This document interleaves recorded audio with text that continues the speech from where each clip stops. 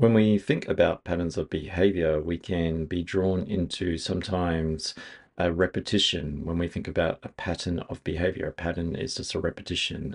It has different ups and downs, but it normally follows a repetitious pattern that we can follow along throughout our life. But what if that was a negative pattern of behavior that falls us into a negative feedback loop? The more that we say to ourselves, the more we feed back to ourselves with more negativity. So let's break this cycle of negative feedback loops with EFT tapping and reduce the intensity around that stress. So taking full responsibility for your own well-being and repeating after me. Well, let's go with that flow and let's begin to tap. Even though I tend to have some repetitious thoughts, and what I repeat to myself is what I feed back to myself. And how I know of myself are the thoughts that I'm feeding back to myself. And I'm open to loving and accepting myself. Even though I may think less of myself and feel less of myself, but without a break in the cycle, this negative feedback loop is repeating some negative behaviors back to myself, in which I might feel less when I might actually be more. And I'm open to loving and accepting myself, even though this negative feedback loop is quite the cycle of demotivating words, as I really want to motivate myself for something better rather than telling me I'm something worse. And I'm open to loving and accepting myself. These negative feedback loops, all of these negative feedback loops, some of them are loving and accepting.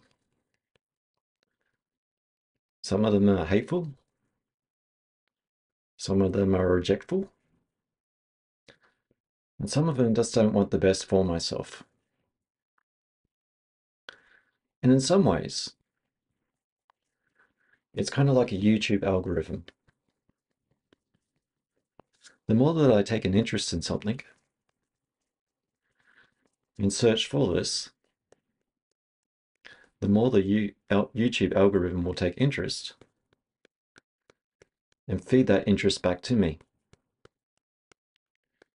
But this negative feedback loop has some serious disinterest issues in my growth and development in life. And there may have been some experiences in life where I tried to express myself, show my interests in things and in people. They got some negative feedback and told me that I was worthless, I'll never amount to anything, I'll never be anything without the other person, I should be perfect in all things, failure is not an option, and I have no confidence in anything. And if I was searching for this and absorbing this in my mind, as I developed as a sponge growing up, and that's all that I knew, and that's all that I know of myself, is what I put out, is what I get in. And in some ways, a negative feedback loop is that I might not be completely conscious of this, but if I'm seeking to motivate myself through demotivating words, I'll tend to feel negative about this. But this negativity is something that is more reactive. And what I'm trying to do does involve a little bit of frustration, as I'm trying to motivate myself. Anger can be a motivator. It can recognize that something is not right for myself and decide that it needs change, and just try to break myself out of that cycle of trying not to be something less. But am I saying anger is a good thing? What I'm saying is anger is the result of my negative feedback loop. These repercussions of when I didn't get it right, when I wasn't perfect, when I wasn't enough, I was met with anger. And I spent my life protecting myself, repetitiously, by trying to do the right thing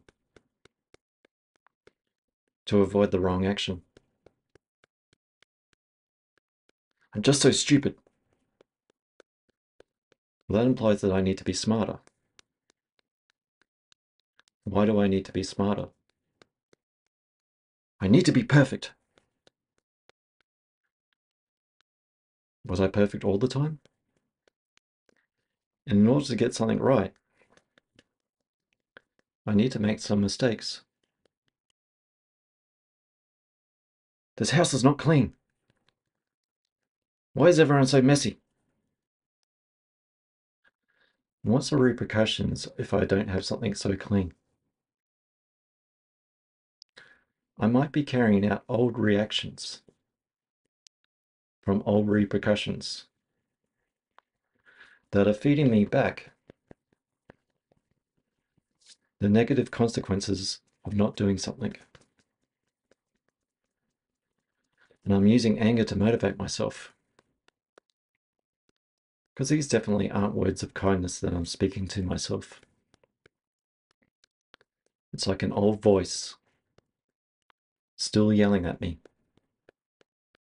echoing in my mind, reverberating back to me, and keeping me in line. Because if I step out of line, I might get the repercussions of those actions, of not being perfect, of trying to have confidence when a person doesn't want me to be confident. All these negative feedback loops. What I'm telling myself and what I'm beating myself up with. And it's not nice to do. It's not nice to feel within myself. To somehow know that I should know better, yet my actions speak differently. And I beat myself up about that. Because it's hard to be perfect without learning how to make mistakes. Or learning that everything in my life does take effort, and to learn and grow doesn't mean that I'll get it right first time. And how many times in my day do I beat myself up? Do I feel the guilt of my actions? The shame and repercussions of trying to be a human that's learning and growing? Perhaps I want to give myself the dignity and respect that I deserve, of trying and failing. And rather than focusing on the failing and beating myself up about that, I might want to focus on the fact that I tried. And just because I didn't get it right first time doesn't mean that I'm not right as a person and that I should just give up and fail. It means that I can try again. Because I've worked out what doesn't work, and I'll not do that. And some people don't do that with their behaviors. Well, it didn't work, so it's not my problem. It's going to be someone else's problem. Rather than breaking down the steps of what didn't work, so I can learn what does work. I'm breaking this negative feedback loop by not feeding it with more negativity. Because with any loop, it's just going to come right back at me as I'm arguing with myself. How much overthinking do I need to do to think my way out of overthinking? I'll just go round and round, wearing myself out, making myself sick, beating myself up, trying to control my environment so that I get the desired outcome of a negative feedback loop. I'm changing my outcomes by changing my input. I might not like it at first, and negativity doesn't tend to like it, but I might introduce a diet of mind. I might moderate my use around negativity and what I'm searching for and what I'm entering into that loop. I might want to enter into some positivity to dilute this negativity and give a variety of diet of mind where I'm not consuming this negativity all the time. Getting a balanced diet by entering into some positive thoughts. Reducing the intensity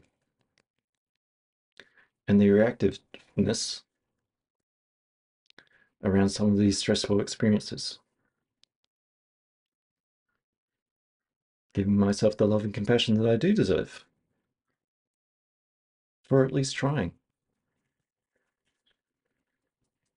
And rather than demeaning my actions of trying,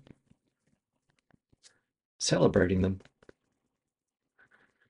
I'm trying to grow. I'm trying to heal myself.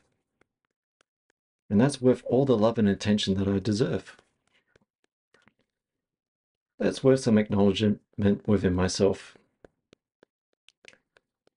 I might not be doing what others are doing, but I am doing for myself. Be it comparative, big or small, simply making my bed, putting my socks on, might be a massive achievement for me. And I'm celebrating that because that means I've stepped outside of that negativity loop that kept me confined like a cage with barking dogs surrounding it. I'm no longer barking orders at myself. I'm speaking to myself like a kind teacher who knows that myself will fail, but is there to learn and wants a kind teacher to teach myself some kind ways, some new patterns of behavior, where I can speak to myself a little bit more kindly and break this negative feedback loop and introduce a new pattern of behavior, a pattern that brings me harmony in mind, body, and spirit. And taking a full breath in and out. Thank you for taking part in that tapping. I do appreciate it. And I appreciate that you're taking the time to actually break some negative feedback loops. It's not nice to actually speak to ourselves this way, because we may have learned some ways from some teachers that use disciplinary action rather than the root word of the word meaning discipline. If you look up the Latin root of it, it means basically discipulus, a pupil. So we're teachers, we're pupils learning new ways in life, and we want to be kind teachers with ourselves. So as we break these patterns of behavior, we enter into new thoughts of behavior, and also our perception of the world tends to change as we change our perception of ourselves. So I'm Dion from Eflowtion Support Services. I offer EFT Tapping one-on-one online. So check out eflowtionsupportservices.com if you want a deeper experience with EFT Tapping. And I'll catch you in the next one. Bye for now.